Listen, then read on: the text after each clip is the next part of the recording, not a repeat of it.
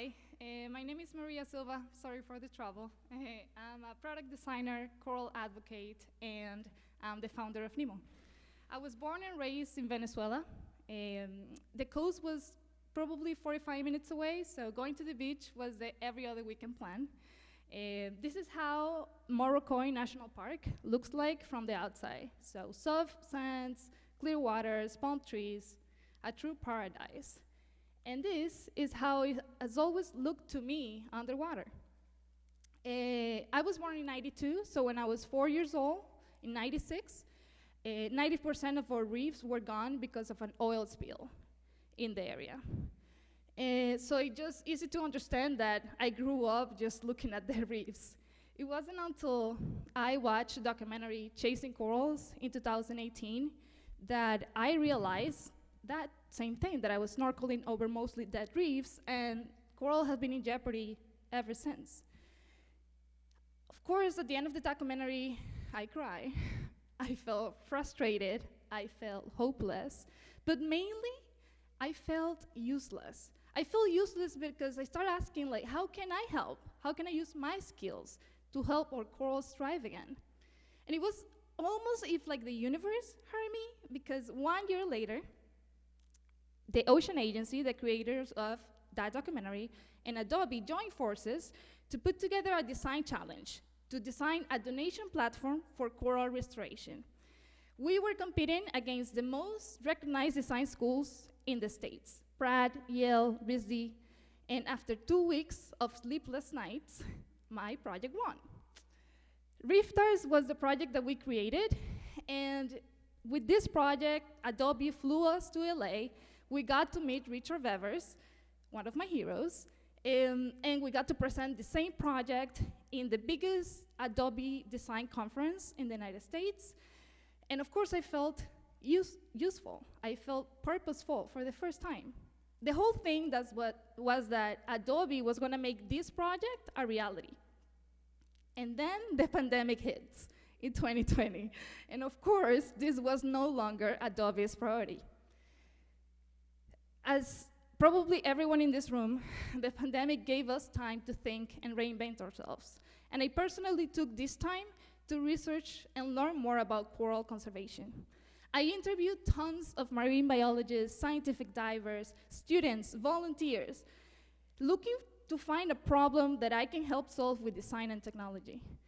Surprisingly, the majority of those problems fall under the same category. The problem was mainly funding. They were saying, we need more funding to rent more boats, to get better cement, to be able to accept more volunteers, to schedule more expeditions. And I was like, how am I gonna help with funding? So one thing that I have learned in my career of marketing and design is that funding is directly correlated with user engagement. The higher a user is aware, the higher aware is the user, the more probably that they're gonna buy a product. Or in this case, donate. So I start interviewing donators. I start interviewing contributors to find out what were their problems. And they're complaining about data disaggregation, user engagement, impact tracking. They were asking, like, is there a way where I can access the overall impact of all these organizations as a whole more than individually? Is there a way I can access this? So after this research, I felt excited because there is a way. There is a way with technology. During my interviews, I met a very special person, an amazing marine biologist called Simone Nix. I was interviewing her looking for this data, and she got so excited about the project, she was like, I wanna help you, Maria. And I remember our first meeting, brainstorming ideas. She was like, Maria, I really think we should do NFTs. And I was like, what are you talking about? I don't know how that works. It sounded very interesting and very Gen Z, of course. So we dig in, and we learned everything about NFTs.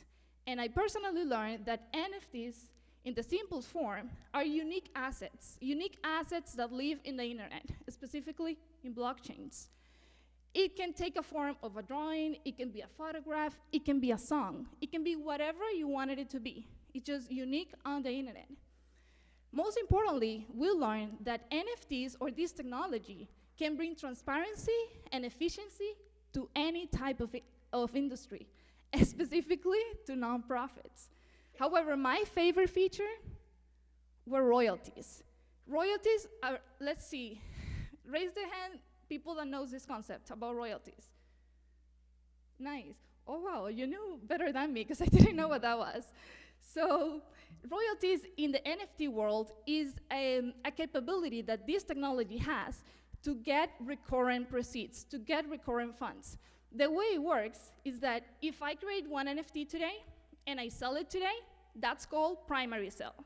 In the contract of that piece of art, I can say, you get 10%, you get 10%, and I get 80%, right? First sale, success.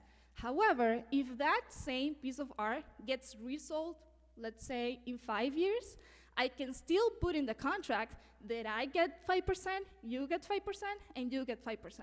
So we are getting funds of the art we created, and that can be more or less, of course.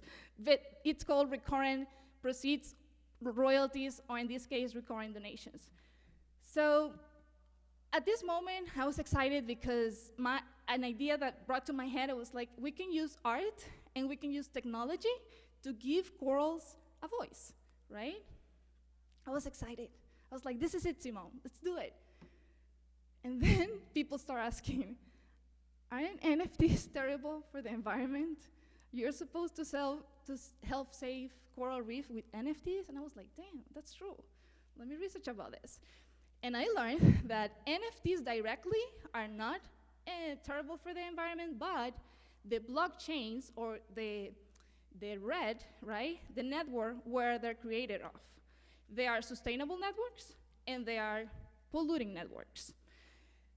We found out a network that is very artsy and very sustainable called Tesos. Tesos consumes 2.2 million times less energy than any other polluting blockchain, just like Bitcoin, for example. I don't know if you understand that amount of energy, but I didn't, so I needed an example.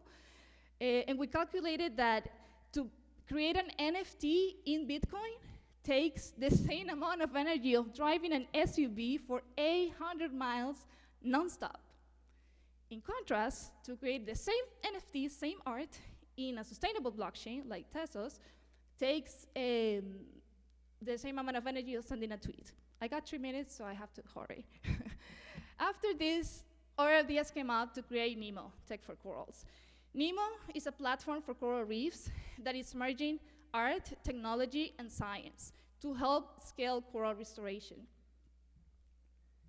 The first thing that we created for Nemo is what we call the Global Coral Hub, where we are aggregating data of coral conservation organizations about their restoration, their science, and their education. The vision of this is to have a global dashboard in the future where you guys can come in and see exactly how many corals have we planted in 2022, in 2020, and 2023, the percentage of survivorship, what is the most popular coral species, everything that you want to look for in terms of conservation we will have. So far we have, these are the pages. We call it like the LinkedIn of coral restoration, because we're creating profile pages for each of these organizations where they can showcase these KPIs. So far we have onboarded 5 organizations and more are in the process of onboarding by the end of the year. We have Coral Reef Alliance, Coral Restoration Foundation, Ocean Rescue Alliance, Perry Institute of Marine Science, and Rescue Reef. We started this project in February 2022. And in June, this is where I explain how it works. So how Nemo works is that we partnered with environmental artists. We have already 10 ready to build collections of NFTs. We build collection with them, and in the contracts, we set up how much percentage will the Coral Hub member get, will the artist get, and then we are not a nonprofit, we are a for-profit, because we believe that to be able to help people, we need to be able to grow and have the best talent. So we are taking a cut of those sales. We launched our first collection in June 2022 with one marine biologist and macro photographer called John Swarth. We built 21 NFTs. These are real corals from University of Miami Coral Lab. And in our website, we're telling the story of each of these corals. 40% of the proceeds went to Rescue a Reef. In that moment, they were the only ones part of the Coral Hub. Now we're 5. And we have a collection coming up in October and another during Art Basel. This is my team. I'm Maria. Chavi is our software developer, and Simone, this is Simone, beautiful Simone, is our coral biologist. And I want to thank you for being here today, knowing what it's Nemo, and I want to invite you to always think that the only way forward is together. We're trying to put all of us into the same umbrella so we can show the world what we're doing together. Thank you, and if you want to scan the QR code, this is our website, our Instagram, and our Twitter.